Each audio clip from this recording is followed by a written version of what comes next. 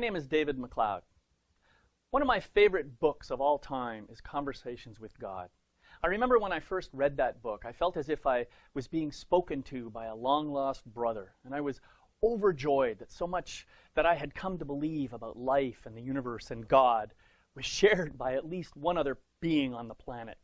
For me, one of the most profound and powerful teachings of Conversations with God is this: in the absence of that which is not, that which is not. Let me repeat. In the absence of that which is not, that which is not. Now, it took me a while to fully grok this statement, but it's really all about the idea of relationship. That is, that I can't really fully know and experience myself unless and until I interact with the world around me.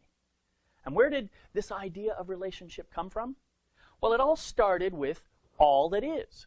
In the beginning, God was able to know itself as all that is, but wasn't able to experience itself as such. And so God decided to create a scenario in which it would manifest itself as a vast network of individuated beings, each of which would then be able to experience some aspects of all that is. You and I became specific examples of these individuated beings, but of course there are innumerable others out there, all over the universe. And I'm not just talking about so-called conscious beings either, for all that is must also include things that you and I might classify as inanimate or unconscious. So here we are, you and I, and we're having our own experience. Like drops of water from the same ocean, we're essentially the same, but we're having different experiences. And all of our experiences collectively are contributing to the overall experience of all that is. This is why each of us is so incredibly important. No matter what we do or how long we stay on this plane, we're all contributing to the overall experience of all that is.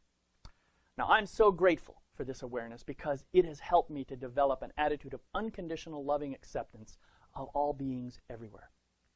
I invite you to recognize, embrace, and appreciate the uniqueness of your perspective and the perspectives of everyone else.